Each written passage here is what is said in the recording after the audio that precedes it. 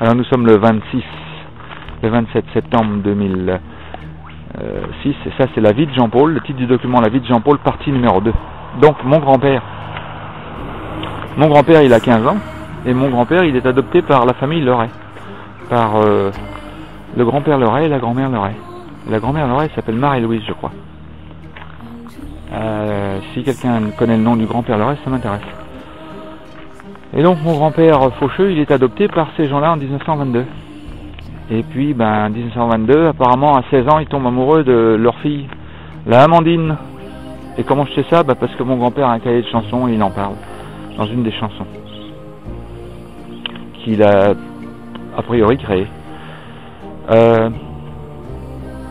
Nous sommes en 1922, 1923, 24, 25, 26, 27, 28, 29, la grand-mère Guérin, elle, est capote et perd tous ses biens. Donc mon grand-père en 1929, il a maintenant 22 ans, il est à l'armée. Et pendant son séjour à l'armée, il écrit des chansons. Alors j'ai un cahier de chansons que je suis en train de déchiffrer là. C'est magnifique comme tout. Il a a priori composé ces chansons-là. Il a aussi composé une histoire d'amour entre un monsieur Vallet qui était à l'armée et puis la femme de son capitaine. Alors je sais pas s'il l'a inventé, s'il l'a vécu, mais voilà une histoire. Et puis il a même aussi cassé le Notre Père, le Je vous salue Marie, je crois en Dieu, à sa sauce à lui. En 1929, il se rébellait déjà contre le putain de fucking ordre établi. Des gnangnans. Et il disait vive la vie civile et moi j'emmerde les militaires. En gros, c'est ça qu'il dit. Il savait pas que 10 ans plus tard, en 1939, ces putains de fucking embrasés de la pendule qui sont passés à Saint-Cyr-Couët-Quidan allaient le renvoyer lui pour arrêter avec ses petits bras les putains de fucking Panzer de Monsieur Hitler. C'est quand même balèze. Donc 1929, mon grand-père il doit revenir de l'armée. 1930, 1931, il doit se marier. 31, 32, il se marie quelque part là. Ma tante Yvette est née en 1934. Ma maman est née en 1936. Et mon oncle Léon est né en 1938. Et on est parti pour un tour de manège. À ce moment-là, il y a les Jeux de Berlin qui se passent en 1936. Le Amantandé meurt en 1934, probablement des suites d'inhalation intempestive de gaz hyperite sur le terrain de Verdun et partout par là. 2 ans après la guerre, il y a le grand-père de mon arrière-grand-père Faucheux qui lui est mort des suites d'inhalation des gaz aussi. Et on est parti pour un tour de manège avec toute la violence qu'ils ont pris dans les dents ces gars-là. Et donc nous voilà en 1938, et puis 1938, mon grand-père qui avait été à l'armée en tant que appelé en 1929, là il est rappelé maintenant pour aller protéger la nation avec son frère Jean.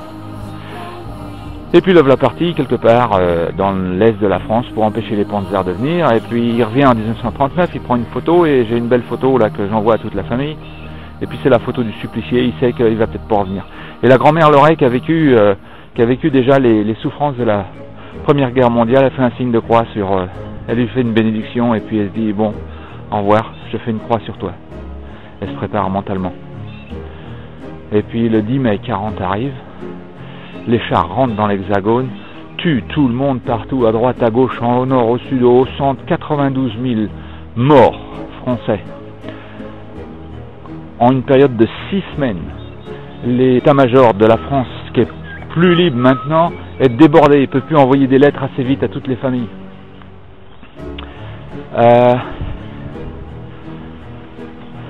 Fuck, ça c'est balèze. Shit.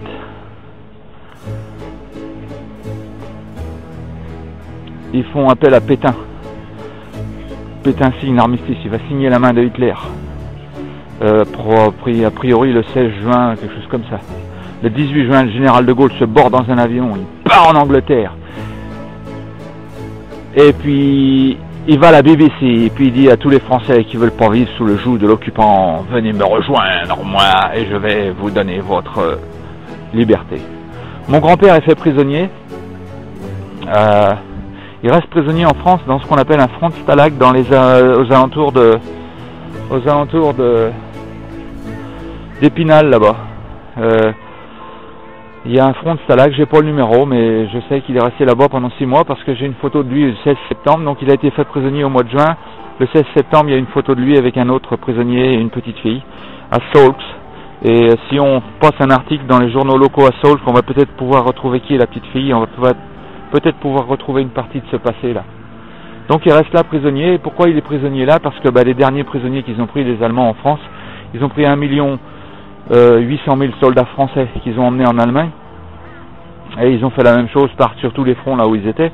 Ils avaient des Polonais déjà en pagaille dans les camps, des Polonais qui construisaient des camps, si bien que les Allemands se sont trouvés débordés, ils ont été obligés de laisser les prisonniers là où ils étaient, dans leur pays, pendant une période de temps. Alors, pour mon grand-père, ça a duré 6 mois, a priori.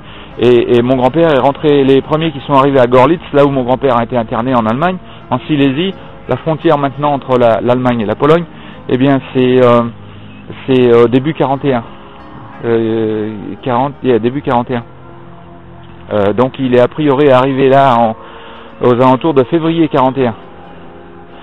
Alors arrivé dans le camp, on leur enlève les poux, on leur fout des produits du DDT ou un équivalent sur la gueule, et puis et certains prisonniers en sont morts d'ailleurs, très rapidement. Ils n'ont pas supporté le dépouillage. Et puis on leur a coupé les cheveux à la boule à Z, tout nus. Et puis si c'était en février, c'était l'hiver, il faisait froid, mais les nazis n'étaient pas ça près. Et il y avait sans doute de la neige partout. Et alors, on lui coupe les cheveux et puis les gens ils commencent à crever parce qu'ils n'ont pas assez à bouffer. Alors on leur propose, ça faisait partie du plan, pour leur proposer d'aller travailler pour le Reich. Et puis mon grand-père il s'est retrouvé dans une ferme à aider une dame qui avait probablement une ferme de à peu près 7-8 hectares, puisque c'était ce que les gens pouvaient cultiver seuls. Et la dame en question, a priori, elle avait 3 enfants elle aussi, elle devait être de l'âge de ma grand-mère, donc l'âge de mon grand-père, donc baisable, donc juteuse. Et son mari, lui, il était quelque part à Stalingrad ou ailleurs en train de saigner à mort. Alors je sais pas s'il est revenu, je sais pas si... je sais rien du tout de cette dame-là. La seule chose que je sais, c'est que la famille parle sans arrêt du fait que Pépé a dû laisser des petits Français là-bas.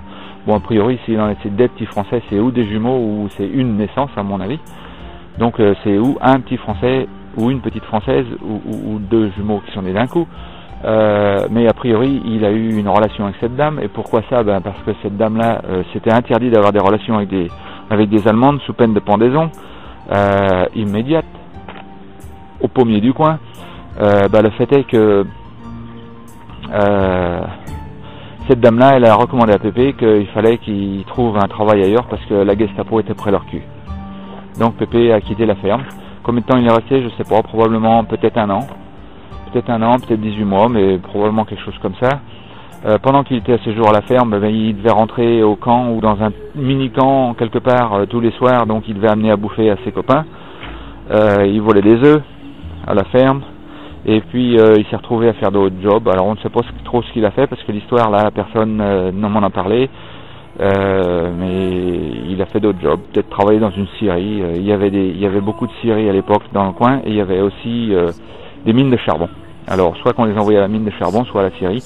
Il était certainement mieux à la ferme, aimé par cette femme et puis lui donnant son amour à cette femme, qui elle-même avait besoin d'amour, entourée par